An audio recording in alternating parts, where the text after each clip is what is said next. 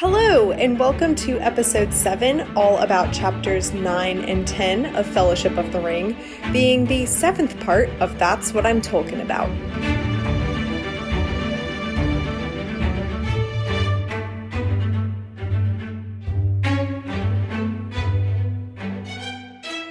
Hello, I am Mary Clay. Just call me MC. I'm done with it. I'm over it. And today I'm joined by Sydney, aka BooksOfKings on Instagram, the Bookstagrams, as the kids these days call it. Welcome, Sydney. Hi, thanks for having me. For listeners, Sydney has been following along this Lord of the Rings reading journey, since I announced the podcast, and I've gotten so many, nice comments and messages and everything from her as I've been going through, and now I'm excited to have her on for these chapters, because boy howdy, do things get going in these chapters. So, did you start reading Lord of the Rings just now, or are you rereading the series? So this is actually my first time reading them. I grew up with the movies, and my father had read the books apparently at one point, but he loved the movies, so I'd seen them at least twice a year, every year it felt like. So I know the stories, but I had never read the book. I read The Hobbit, I think during my internship at my job a couple of years ago, and then when this was announced through Bacon and Eggs, I was like, all right, I've been meaning to read these books, why not? And then I never do anything half-baked, so I finished the first book in 2 days through the audiobook. Nice. Now, important question. Which audiobook version did you listen to? The Audible one, Rob Inglis. Oh, okay. I don't have Audible, so I don't have that one. I have one that I got for free somehow online that children, you should not do. Do as I say and not as I do. Yeah, I already had the Fellowship through an Audible credit I had used a while ago, so I already even just had it downloaded. It was like, okay, nice. I just need to press play. Yeah, it's like the virtual TBR list. My bookshelves are a vast majority of books that I've bought, and then they just sit there for several years. I have one specific shelf that is just unread books. Yeah. And then they get to be graduated to join their brethren on the read shelf. Yes. I remember talking to someone and it's, I keep my series together, even the read and unread. I'm like, no, I can't do that. I need to have my unread. Yeah, that's the one place where I have to keep the things separate. I don't sort by color. I don't know how people do that because I have to keep my series together. But I like having my unread books in their own place. So then it's a giant pile. Yeah, I love hearing how different people organize their bookshelves. And cause for me, I have newer bookshelves where in my new apartment than at my house, but I would organize them by genre and then or vague genre. And then I would within the shelf of that genre, organize it by height and then maybe color. I'm insane, but... So I call mine organized chaos. Yes, it's kind of by height because there are certain young adult books that are all significantly taller than the rest. Yeah. So it's kind of genre, kind of height. The only thing mostly is author series. So there is this one thing in YA where it's been a bunch of DC superheroes. It's called the DC Icon series, but it's a different author for each one. So it's okay. Is it by author or is it by the series? Yeah. That is where I'm okay, nope, you're just all going to be together. This is the superhero book. Yeah, gotcha. I have an entire section that's just books that make me look smart by owning them.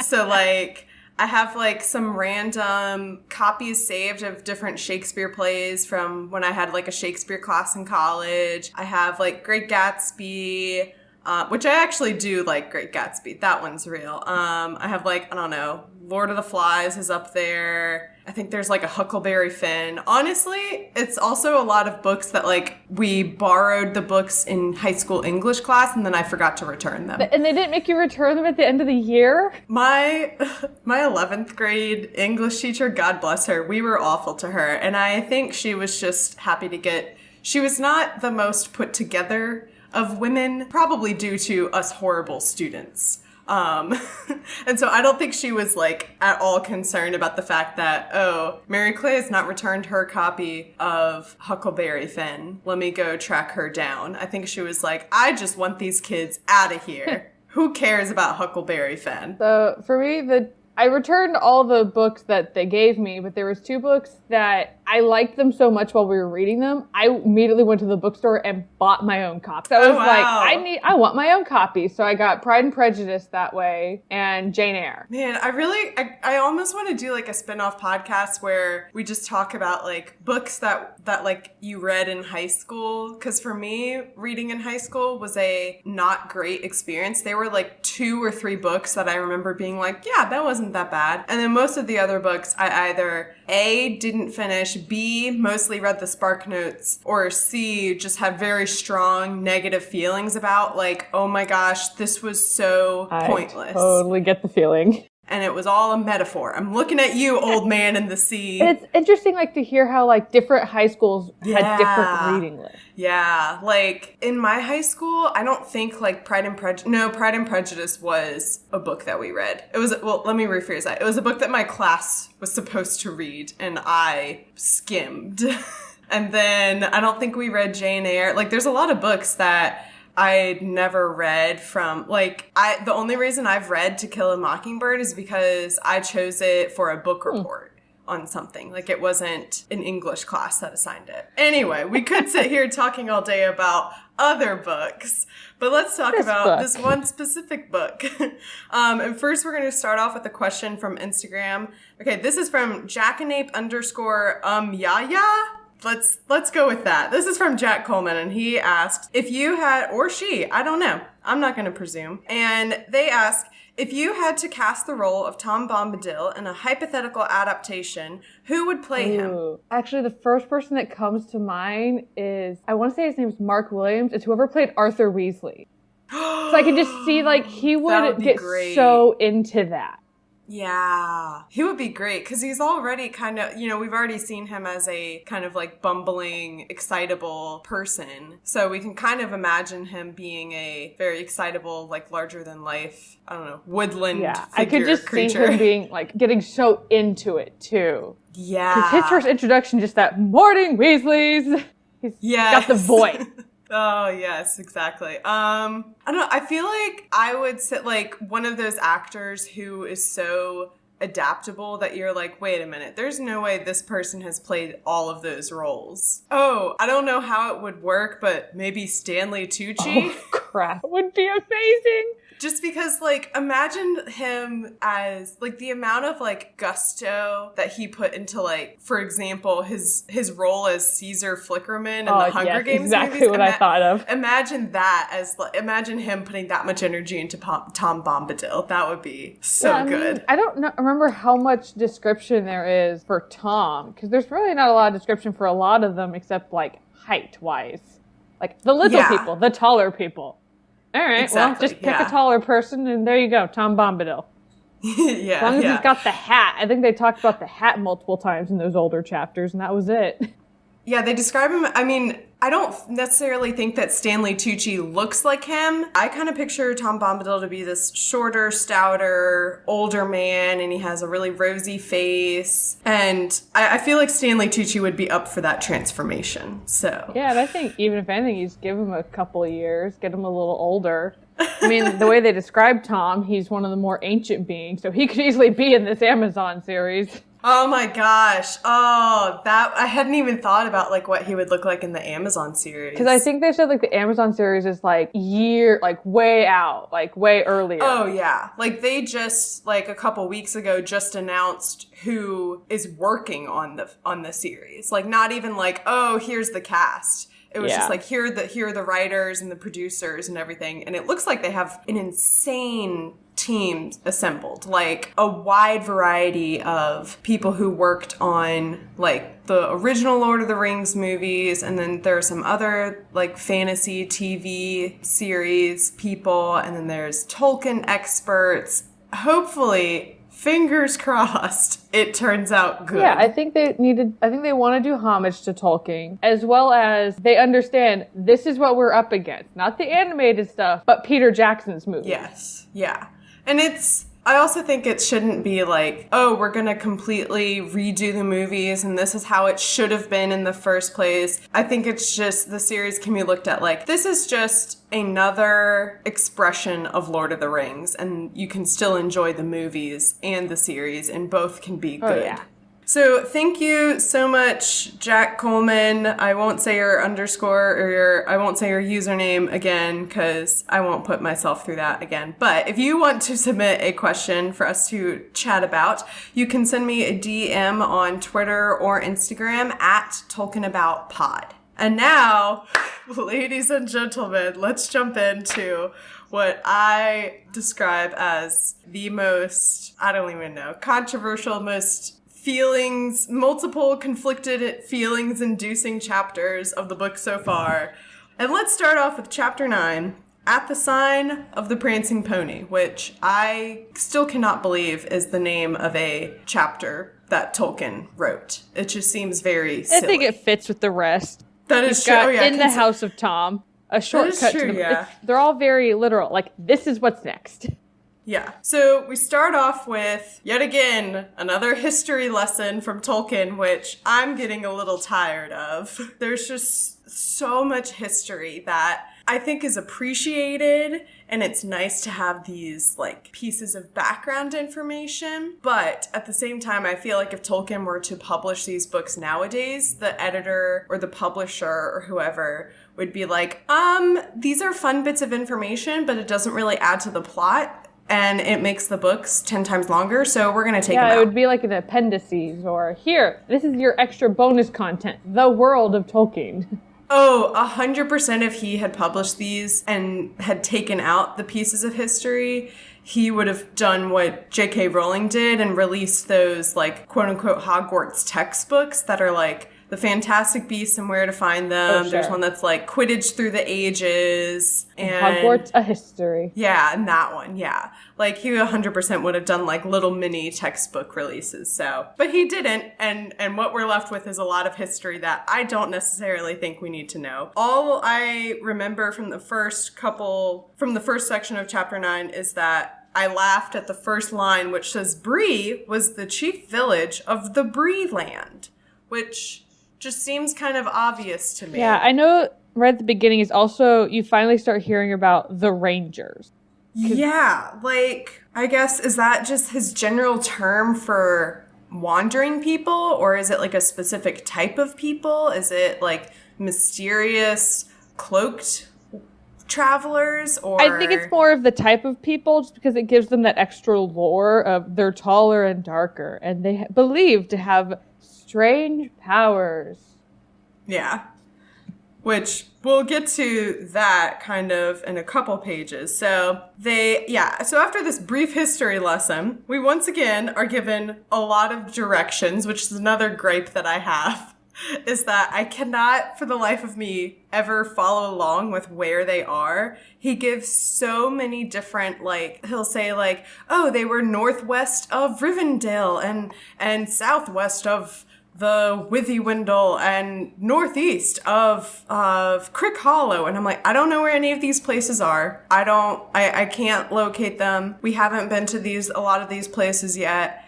I don't know where you are. All I know is you're at the Prancing Pony in Breeland. So they meet a man at the gate, and I don't know why, but I had this inkling. Oh wait, well, let me back up. First, I can't remember if it's at the start of this chapter or the end of last chapter, but Frodo makes a point to say, my name is not Baggins, it's Underhill, and they're all like, cool, gotcha. So then they go along and they get to a gate, and I don't know why, but I was imagining some kind of like Monty Python-like guard who's just, it just seems like he's asking, I don't know, he's asking them a lot of questions when they're just like, can we please just go in? And he's like, oh, we don't see a lot of Shire folk here. What are you doing here? And they're like, can you just open up the doors, please? Like, we're just trying to get in All here. I can picture now is the French people from Holy Grail. Exactly, yeah. That's such a better image.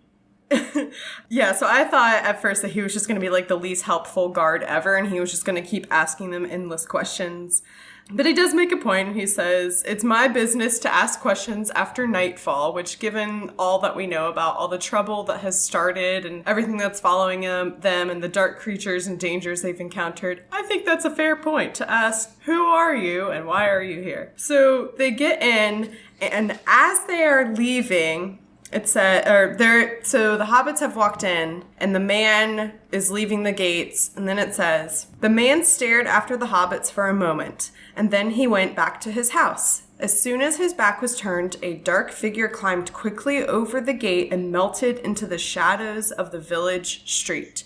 Which, at first, I literally went like, because I was like, oh my god, it's a dark rider. It's a rider, and he's stealthily sneaked in, and I was just imagining whatever this person or figure to be like slithering and sneaking their way around, and they're just like skulking in the darkness, and so creepy. But that's, I don't know, foreshadowing or something for things later to come. So they come to the Prancing Pony, the iconic, famous Prancing Pony, which I guess I've seen it in a lot of other, first of all, is the Prancing Pony in the movies or anything? Because for whatever reason, I've seen it, like, I kind of knew about the Prancing Pony beforehand because I've seen it a lot in terms of, like, fandom stuff online or just, like, scrolling through Instagram or something. So, like, is this, like, famous within, like, I don't know, Lord of the Rings? I don't know about famous. I mean, it's been a few years since I've been on Tumblr, so I don't know Lord of the Rings fandom meme-wise, at least their post. But I know it's in the movie, because Tom Bombadil's not, they had to kind of get the name of, go to this specific inn from a different character, and I think it was that Gandalf said, I'll meet you at the Prancing Pony. Okay. It's like, make for Bree, and I'll meet you there. Oh, that's so different from what happens. From what happens here. Yeah, it's like, Gandalf's not helpful at all in the book. Because from what I've heard, Tom Bombadil is not in the movie, so that means they had to have. So I watched the first movie a couple years ago, and I like barely remember what happened. If they cut Tom Bombadil out, I'm assuming they cut out a lot of like the Old Forest, or maybe they just shortened it a lot. For them to have done that, I guess it makes sense for why they would have, like, written this plot device of, like, yeah, Gandalf, it was totally in Gandalf's plan for them to go to the Prancing Pony, and this is exactly what Gandalf meant. Yeah, so he just kind of was like, just leave, get going. So that's what I remember noticing that almost immediately reading the book, that they leave a lot earlier. Frodo gets ring and leaves. Yeah, my guest for the previous episode and I were talking about how it looks like in the books, so much time passes between Gandalf giving him the ring, or like Bilbo leaving and leaving the ring with Frodo, and then Gandalf coming back and being like, hey, this ring is evil. And in the movies, it's like, it feels like only 20 minutes has passed, because Gandalf is like, so here's the ring Bilbo left you. And then there's like a cut to something else, and then the scenic shot of the Shire. And then it comes back and Gandalf is like, so actually this ring is evil and now you have to get going. And things get going so much faster in the movie, which obviously makes sense if it's a movie. You can't have just like, because if the movie was equivalent to the book, the first half of it would be them the walking. First third would just be killing time, because it's like Frodo has it for 17 years. Exactly, yeah. So they get to the Prancing Pony and they meet probably. At first I was like, this is a fun character. I like him. Boy, do my feelings change later on. They meet Barliman Butterbur, which for some reason my brain just always substitutes Butterbur with Butterbeer. So I might end up referring to him as Butterbeer throughout the rest of this episode, and I apologize for that, but that's just where my brain is right now. And he is... Someone on Instagram messaged me when I was reading this chapter and said, this character is the human representation of like ADHD. And at first I was like, oh no, he's just scatterbrained and he's busy and he's fun. No, he is the actual representation of ADHD. He cannot remember anything. He cannot focus on anything. He is just all over the place, off the wall. He's super eccentric. Oh, and I should add that I understand that that's not actually an accurate representation of ADHD, and apologies to anyone listening who actually does have ADHD and manages it. I understand that people who have ADHD do not actually act like that. So that is my B. But anyway, what's his name? Barlaman Butterbur. That's just, man, these alliterative names are gonna get me at one point. I'm gonna forget all of them. He's a side character.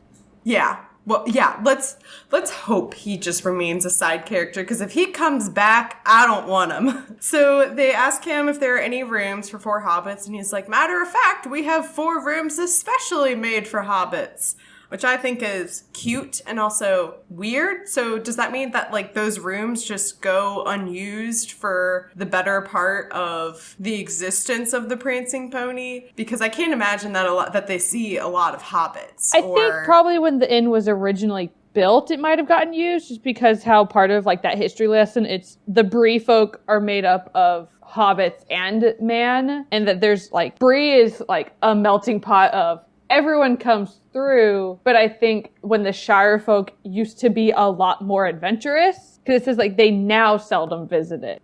Gotcha. And it could be like, oh, well, the hobbits that live here, if they have guests and can't put them up themselves, because maybe they have really big families, it's being able to accommodate all peoples, and the hobbits are creatures of comfort, and just what their type thing, what they're used to is maybe not the type of room that man would use. Yeah, and Sam actually, before they even get to the inn, is like, do we have to stay there? I'd rather stay somewhere that's a little more cozy. Don't you think we can find, some other hobbits who live here and just, knock on their door and see if they'll let us in? Which,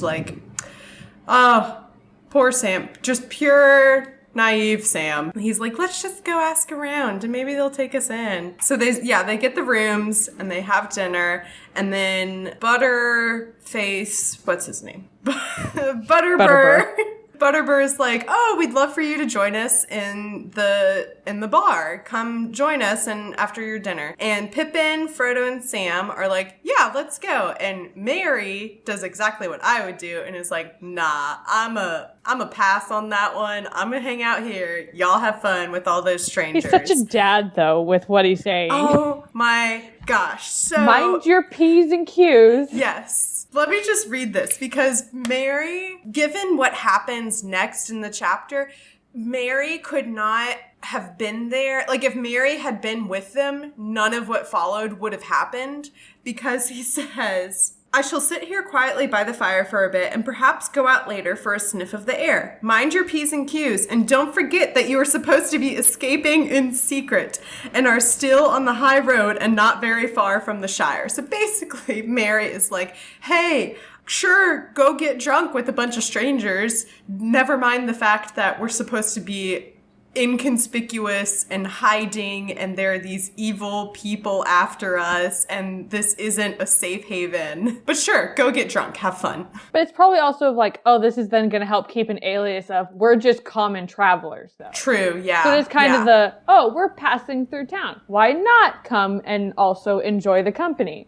Yeah. But it is kind of like, if Mary had been there, oh my god, the chain of events, the domino effect would not have happened. Yeah, God bless him. Or he would have just been as drunk as the rest of them. Oh, maybe, yeah. Who knows? So they get there and everyone's asking him lots of questions, and it's kind of a little bit nerve-wracking at one point, because Frodo is going by the name Underhill, and there are actually several Underhills at the bar with them, and they're like, oh, no way, where do the Underhills live in the Shire? And they're asking him all these questions, and Frodo gives this explanation for why they are there, which I just think is funny. So it says, he gave out that he was interested in history and geography, at which there was much wagging of the heads, although neither of these words were used much in Bree dialect. He said he was thinking of writing a book, at which there was silent astonishment. And just the note that He's interested in history and geography, at which there was much wagging of heads. That's exactly how I am reading these books, or reading Fellowship of the Ring.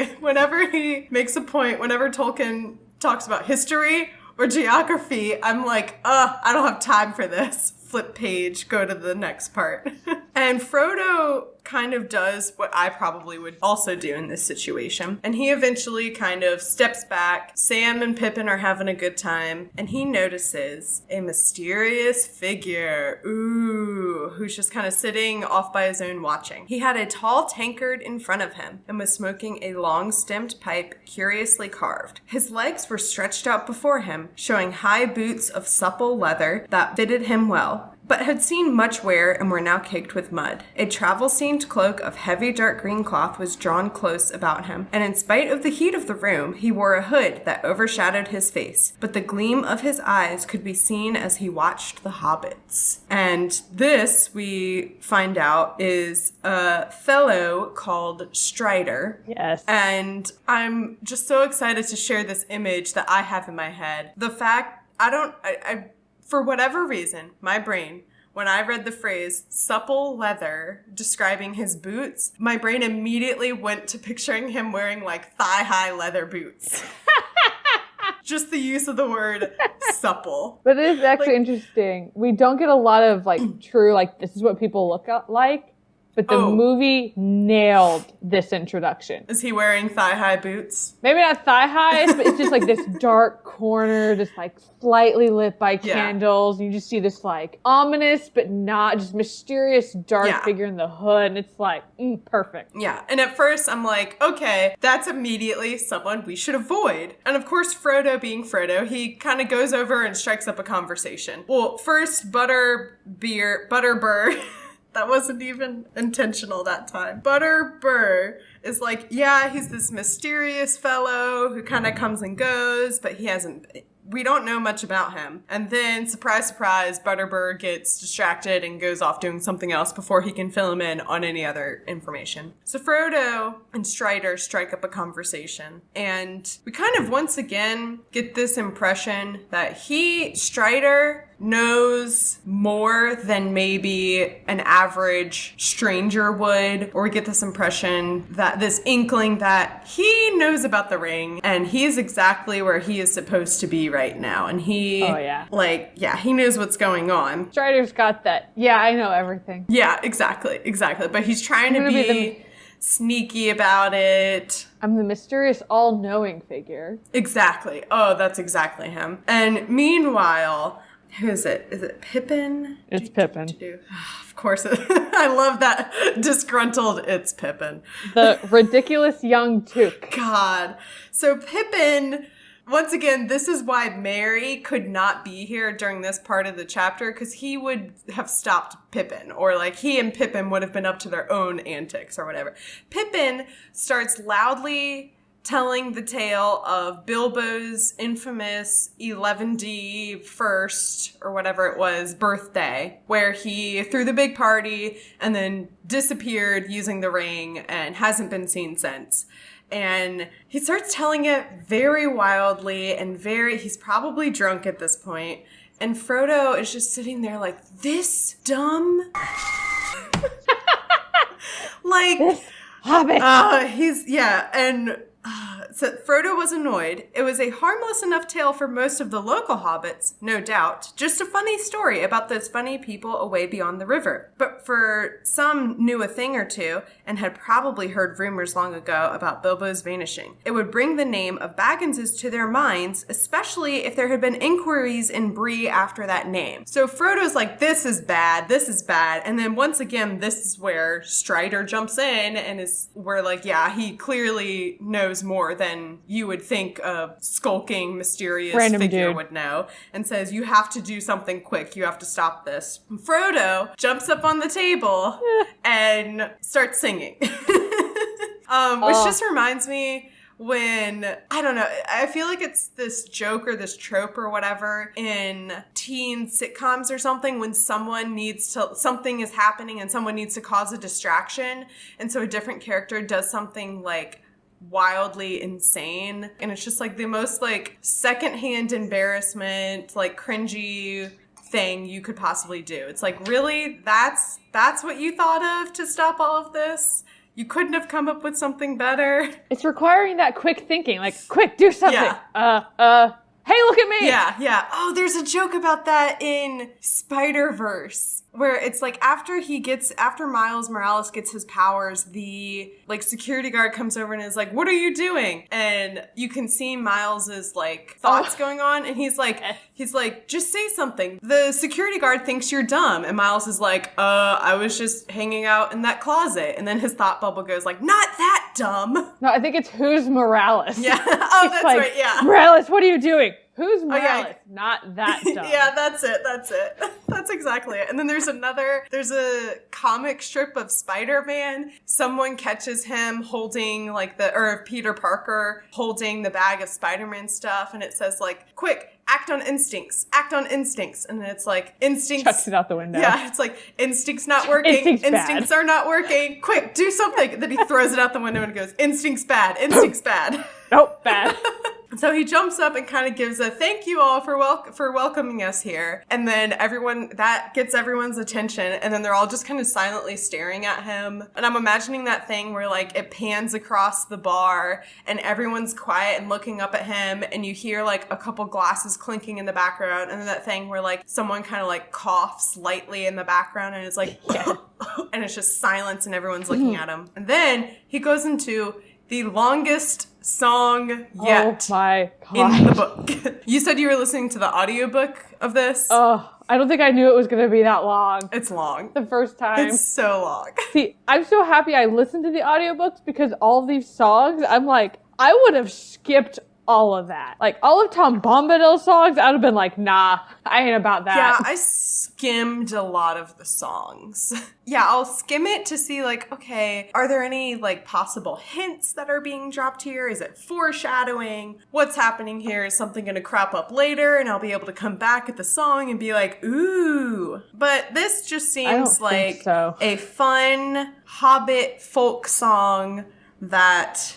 I can't remember. Yeah, it says Bilbo was fond of singing it, so Frodo knows it. And it's basically about, like, what is it, the silver... What's the man in the moon. There's the, like, Mother Goose tale of, like, the spoon and the dish and the moon. Yeah, I don't know. There's the cow jumping... I know there's the cow jumping over the moon. But I swear there's some, like, Mother Goose... thing of... It's her nursery tale, like her nursery rhyme. God, it has something to do with dishes. It's a silver spoon and a plate, and then the moon. I don't know.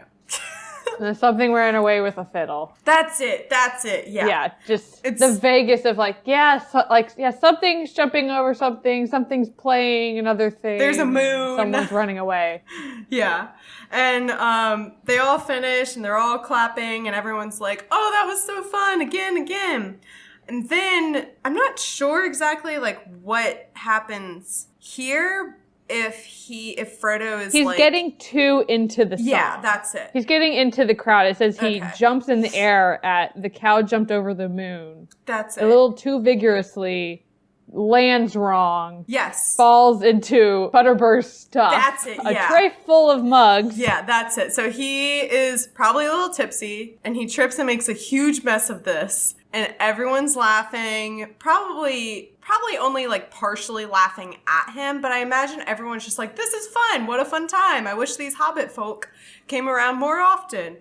Frodo is so embarrassed that he puts the ring on. Dun, dun. No, it just falls. Dun. He's just gone. Yeah. Yeah, so it does, yeah. He doesn't know how he got it on. Yeah, it doesn't say he put the ring on, but it says everyone was looking over to the singer and suddenly he was gone and everyone starts whispering. And then later, like, Frodo reappears, like, in the hallway and Frodo makes a note of, like, I don't remember putting on the ring. I don't remember that happening. And he also is like, yeah, it was just an accident. I guess it accidentally fell on. My hand was in my pocket and I fell. It was an accident, sure. Well, what I find really interesting is you're starting to get the foreshadowing of the ring has a mind of its own. Because before the song, it's he resisted the temptation and clasped the ring in his hand as if to keep a hold on it.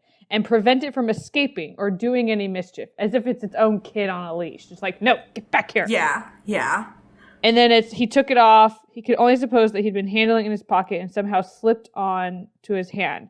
For a moment, he wondered if the ring itself had not played him a trick. Perhaps it had tried to reveal itself in response to some wish or command that was felt in the room. So it's like you're getting this like idea that like Frodo is starting to catch on that this is not just jewelry, like not just that Gandalf told me this is like, this thing's a big deal and it's evil, but it almost has a mind of its own. Yeah. And Strider calls him out on it and sees through the act basically and sees Frodo after he's non-invisible, after he's visible again, I guess. And is like, you sure are making a mess of things. And Frodo goes, I don't know what you mean.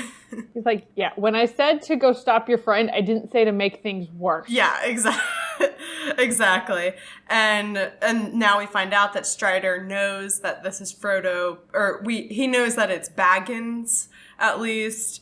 And Frodo's like, fine, I'll come talk to you later about whatever you clearly already know. And then he comes back, and meanwhile, there's some argument going on about where Frodo disappeared to. And then he's like, here I am. And rather than Frodo's trying to like play it off as a joke and everything, and people are kind of like a little weirded out by it, and like some of them like back away from him and some of them leave, and a lot of the people are like, that wasn't really a good joke. They're very unnerved by what happened. And I think that is once again like telling to the power of the ring that it's this dark object that even people who they don't know that he used the ring and they don't know about the ring, but just, I don't know, it's almost like secondhand smoking. It's like secondhand ring. Like the people who were around it were not happy with it, and they were like, let's call it a night maybe. Yeah, it kind of also just like ended the fun. It was like, well, yeah, exactly. That wasn't cool. All right, well, I guess it's kind of late. Yeah, see you later. It basically ends the fun and ends the night, and Butterbur and Strider and everyone are like, all right, now's a good time to talk. And then we go into Chapter 10, Strider. AKA, I just want to scream this entire time. This chapter has the best quote. So Strider's talking to him and asks for the hobbits to tell him everything that's been going on and what they've been up to and what they are there for. And in exchange, he will come with them or something like that. Take the me reward with you. for that. Yeah, basically. And they're like, well, how can we trust you? And Strider is finally like the responsible parental figure that this group desperately needs. Up until this point, it really feels like the hobbits have been just little kids stumbling around, almost like the Jimmy Neutron movie where like all the parents disappear and it's just the kids and they're like, we're eating cookies for dinner and I'm eating ice cream. Yeah. Again.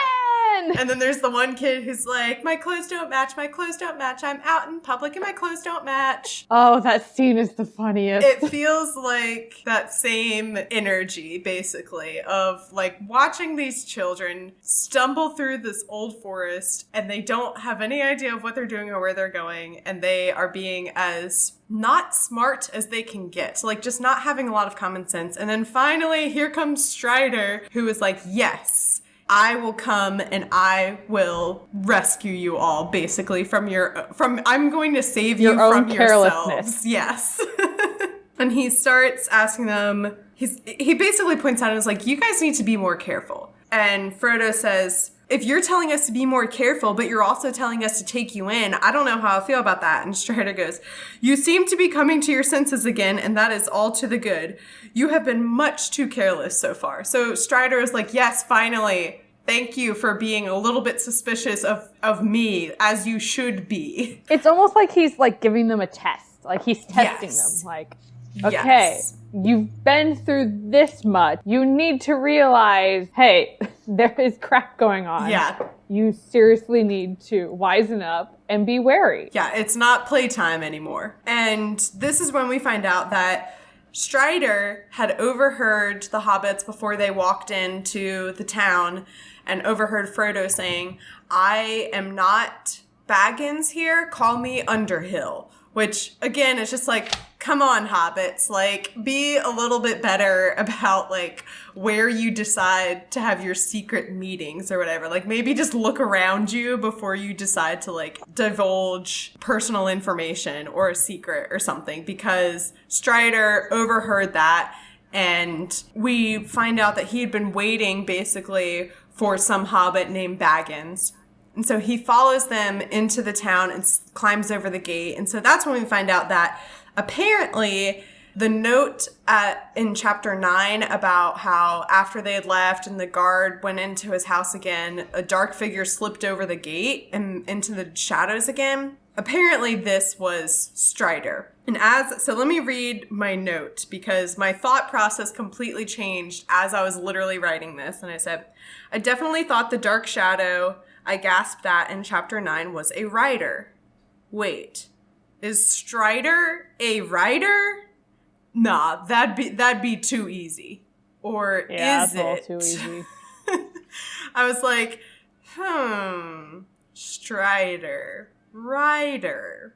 And then I was like, nah, Tolkien wouldn't, not that on the nose. He thinks better of his readers than I think a lot of authors think. Like, he doesn't think his readers are dumb, basically. Like, he knows that his readers are smart, and so he's writing a smart story.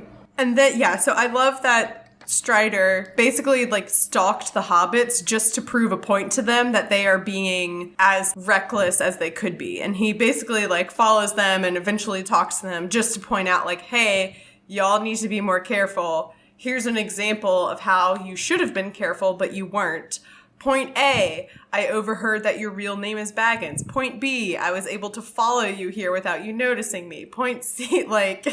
Yeah, but he even points out really early on, though, like, I have good ears, and I have ways of being unseen if I wish. Yeah. The one person that would have the ability to hunt and stalk and be a super secret FBI spy is the one that overheard them. Yeah, which it's only in the luck of the hobbits that, like, this guy is on their side. Because if it had been a bad guy, they would have been done for. Which he points out. Like, Sam is like, how can we know to trust you? Or one of them says, like, how can we trust you?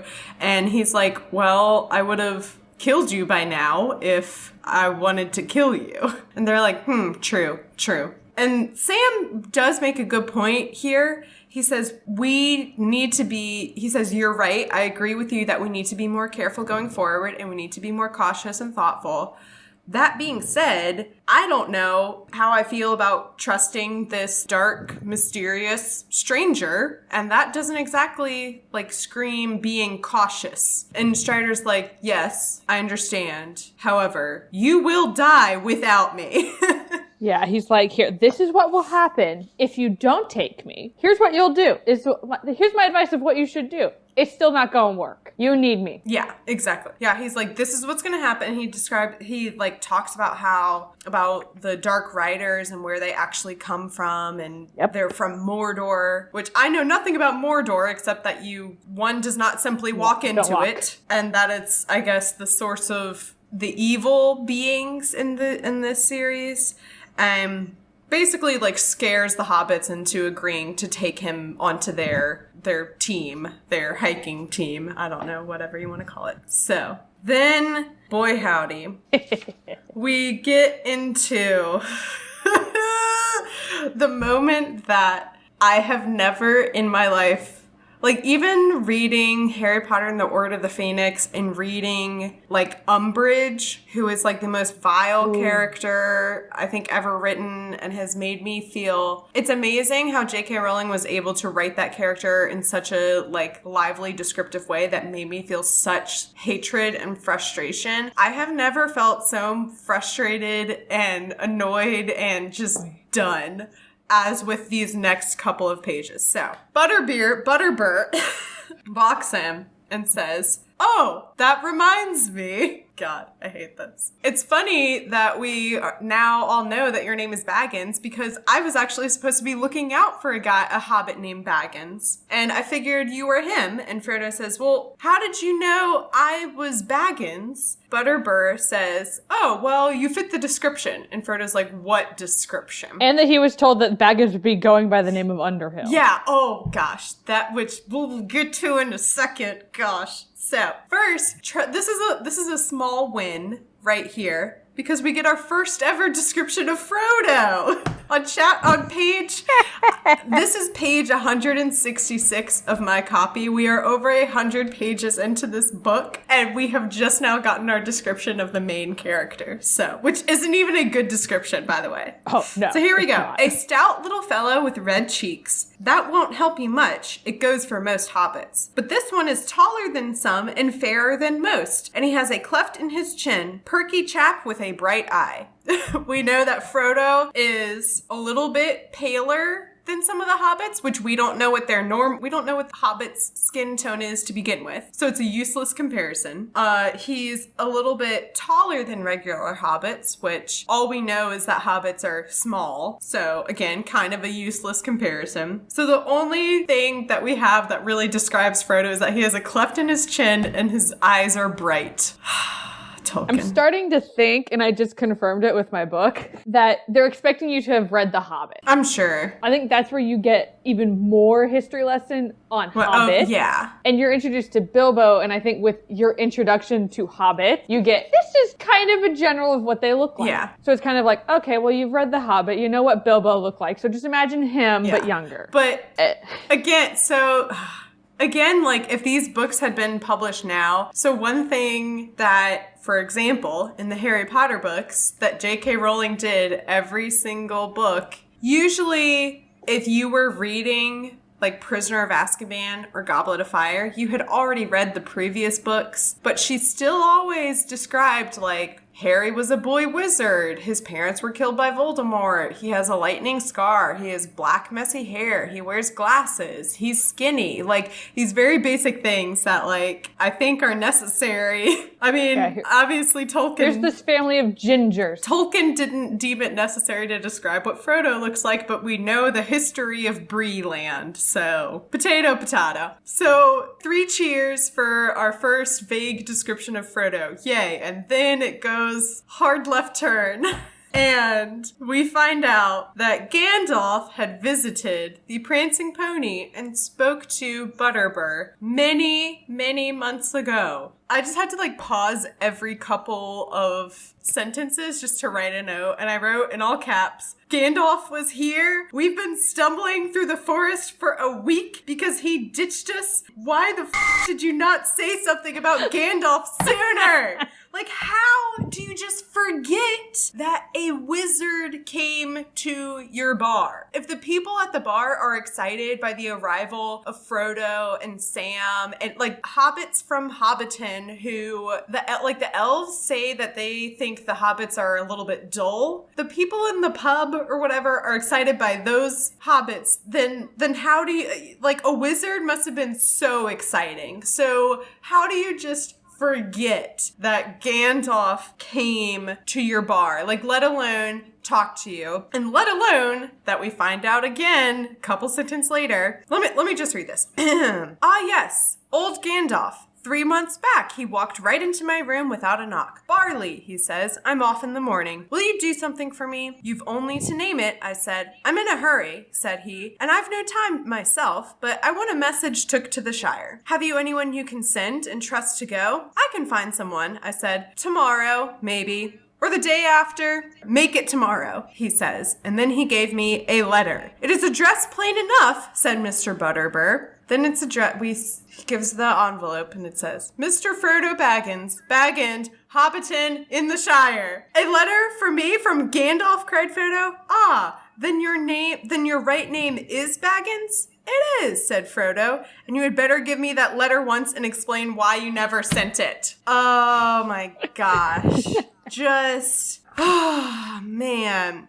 There was a note that explained all of this nonsense for why. And like one of my main points that I've been griping on up until now is that Gandalf left us with zero information, and then he has completely failed to show up and help the hobbits, and they just don't know what's going on. Where are you, Gandalf? Well, we find out. Yes, this ever important letter that tells you exactly. Well, kind of. Where he went. It's like this explains and what to do next. This single letter would have made everything so much easier. So I'm just going to read the letter. Dear Frodo, bad news has reached me here. I must go off at once. You had better leave Bag End soon and get out of the Shire before the end of July at the latest. They left in bloody September, and they were supposed to have left in July. Like, they waited until Frodo's birthday in September. And yes, an extra 2 months. Yes. Oh my gosh. So first of all, that's like problem number one. I will return as soon as I can, and I will follow you if I find that you are gone. Leave a message for me here if you pass through Bree. You can trust the landlord Butterbur. Can we trust him?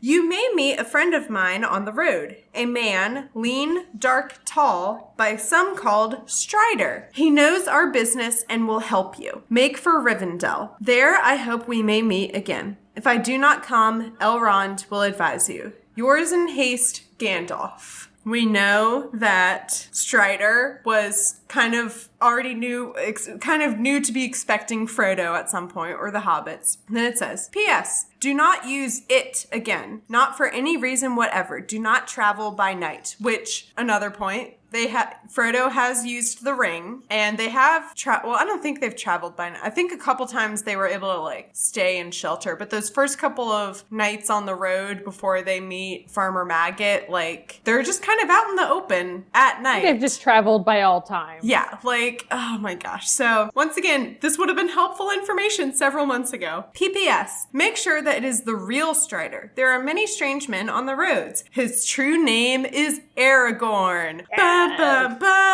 So this is Aragorn, and the best poem ever. So first of all, I've heard the name Aragorn several times, so I'm happy that this like random dude named Strider actually turned out to be a major character, because he seems cool and I'm excited to see him throughout the rest of these books, and I know that he's an important part here, so I'm excited for that. Then here is, I think, one of the most famous lines, at least, comes from this next section. Yeah. All that is glitter. Oh, I already messed it up. Good job.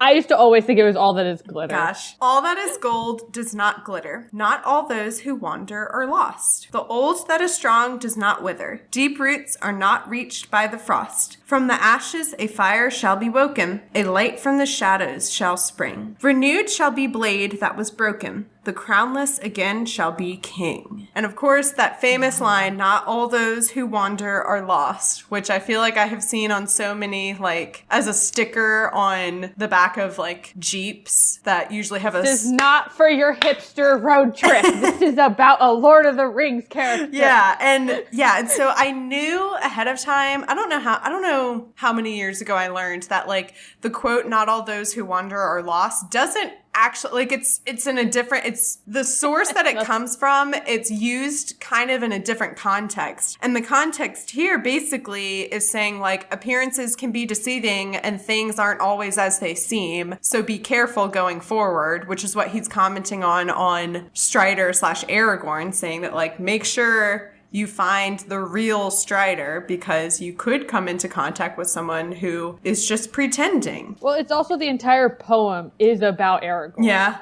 It's about, like, just who he is as a person, what his story is, what his background is. Because he is, like, a Strider. He's a ranger. So I think it's also partly of, like, the rangers, that's what they do. They're wanderers, but they're not lost. They're explorers. They go from all over the land. Okay, cool. It also has some literal meaning, too. Yeah. Because just how it is, like, that in that next line, he's like, well, it goes with the name, and the name is me.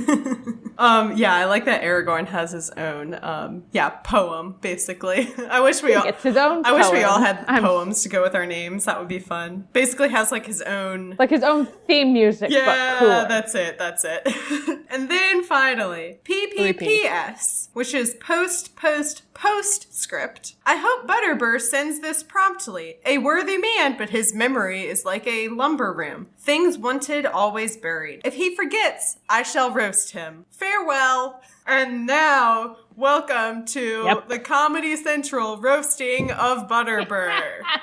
Just kidding. Here's the thing. If I, was able to, like, prepare for this more in advance, and B, was, like, funnier and smarter and wittier, what I really wanted to do right now is, like, read a bunch of roasts that people had for Butterbur. And I asked for them on social media. A couple of people submitted jokes about, like, oh yeah, I'd roast him with garlic, salt, pepper. So if you have a good roast for Butterbur, go to Tolkien About Pod on Twitter and Instagram, and I want to hear it, because I know that, like, Gandalf meant, like, roast in terms of, like, I will burn him, or I will cook him, I'm gonna kill him, but I just think it's funnier if we took it in the sense of, like, what roasting means today, in the sense that, like, you basically just rag on and, you know, make mean jokes about someone else at the expense of someone else for comedy's sake. So if you have good roasts, I want to hear them.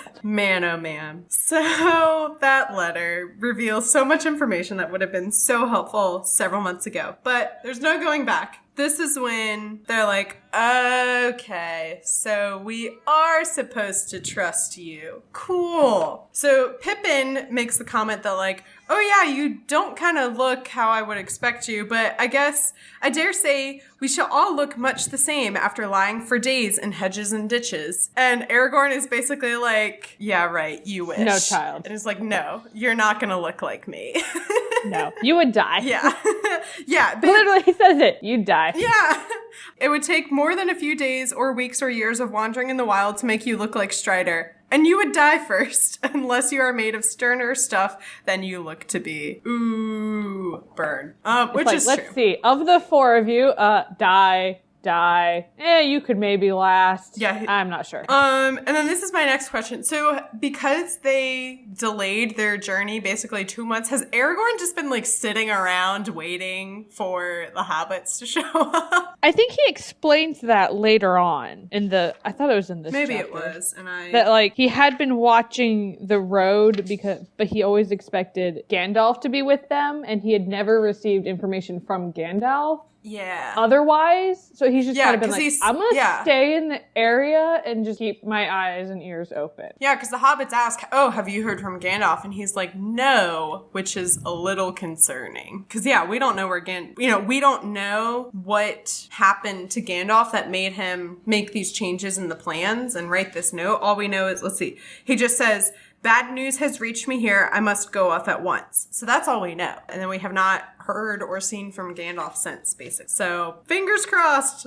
So they're like, all right, clearly we can trust you. Awesome. Great. And then at this moment, Mary comes in and is like, surprise, surprise, by the way, I've seen the Black Riders, which isn't before. So before Mary, like, separated with them in chapter 9, either one of the hobbits or Tolkien makes the note to say, like, oh, just remember that, like, it's safer indoors, which is, I'm starting to pick up on those little comments about, like, safety or taking precautions or something, because usually it means that, like, oh, if he's pointing out that it's safer indoors, it means something bad is going to happen outside. And that's exactly what happens. And also, given that we haven't seen the Black Riders in several chapters now, here they found them again, basically, which they're back. Also it's not a surprise because of how obvious and loud and conspicuous they were being when they were in the bar, and Pippin's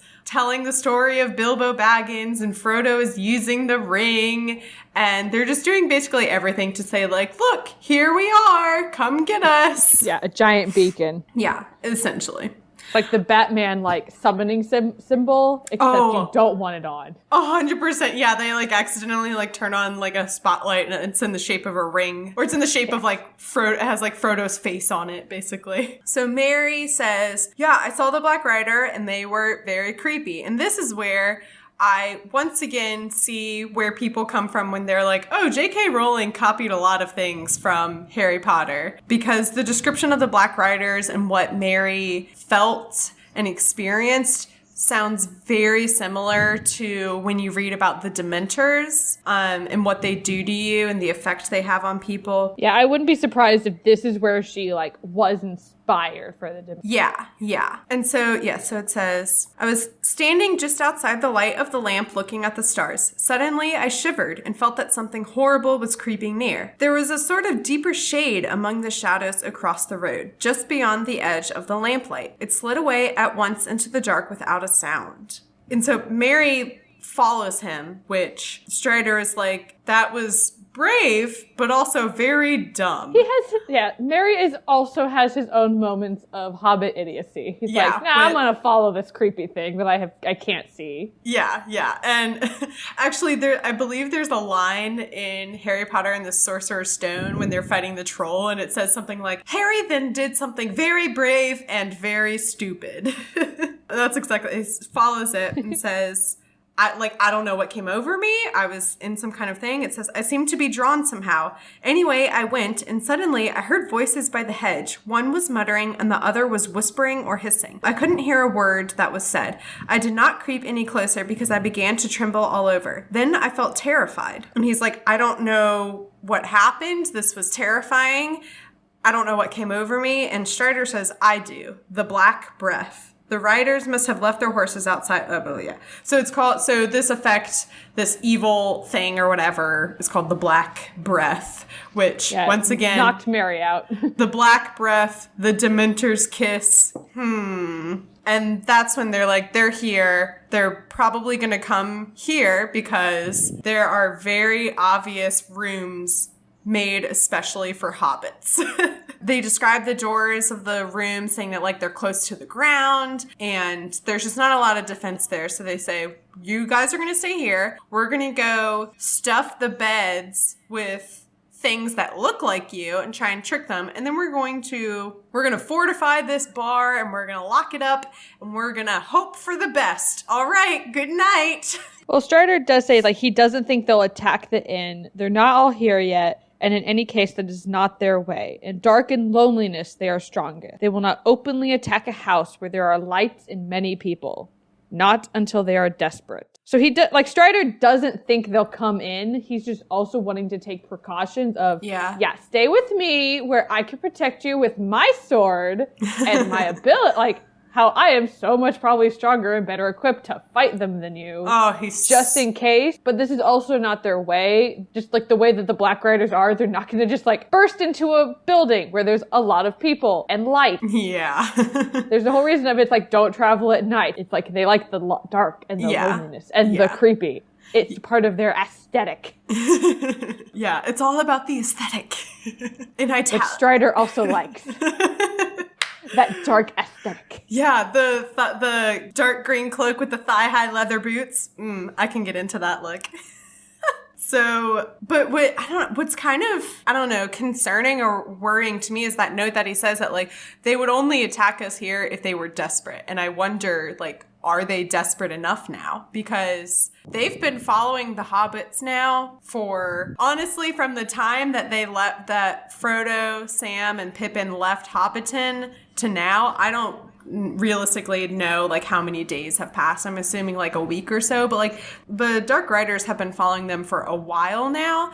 I mean, think about it from the perspective of like if you were, I guess, Sauron in this case, and you're sending the Dark Riders out to get Frodo and the ring, it would be like an easy assignment because it's like, it's hobbits. They're not going to be able to do anything. Hey, it's Mary Clay from the future because my audio had some issues at this point. But the point I was trying to make here is that the Dark Riders have to be frustrated that they haven't gotten the hobbits yet or Frodo or the ring because it's like they're evil creatures going up against four little hobbits who can barely walk through a forest without getting distracted by clouds. So my thinking here is that maybe they are desperate enough and they would attack the Prancing Pony because they're so frustrated for something that should have been very easy, but for some reason these toddlers have evaded the evil dark riders for this long, and it shouldn't have happened.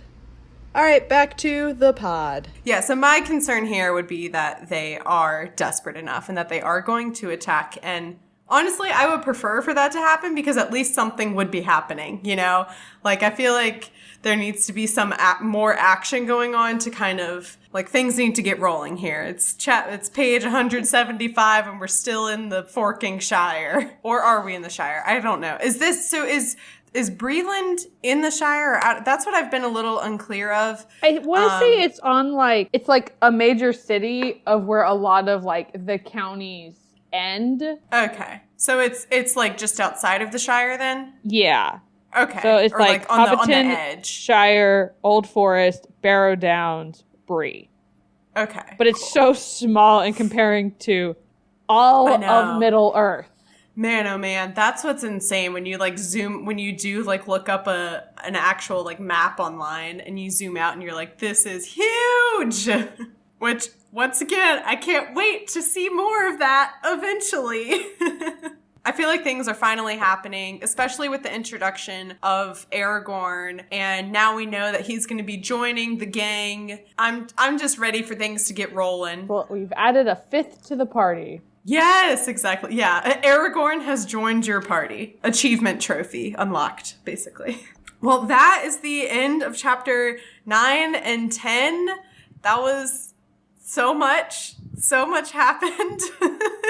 Thank you so much for coming on to chat about all of these chapters and all of these insane, frustrating things. Where can people find you on the internet if you want people to find you on the internet? So I am mostly on my Instagram, Books of Kings. It's a Bookstagram, which is just a community of people that like to take pictures of books and talk about new releases and old releases. I know there's even people that they have like Middle Earth March. Oh, that's fun. Maybe I'll take part in that. That's What I'm Talking About is a production of Bacon and Eggs. You can learn more about Bacon and Eggs at baconandeggs.media. We also, I recorded a very special episode on Bacon and Eggs, a brunch episode with Ethan and Tyler and Mike Schubert from Potterless. And we read the infamous Harry Potter fanfiction, My Immortal, and just go listen to that episode. But at the time of, by the time this episode comes out, that episode should also be out. So go to Bacon and Eggs to listen to that because it's hilarious. You can find me on Twitter at MCWatt416. You can find me on Instagram at MC_TurndownforWatt. You can find the podcast on Twitter and Instagram at TolkienAboutPod. The cover art is by Vaishon Brandon. You can support him. Please go support him on Instagram at graphite.vmb. He does awesome work. And make sure you go follow Sydney also on Instagram. Do you have any other thoughts that you'd like to share? That poem is awesome. That poem is awesome. That's what I'm talking about.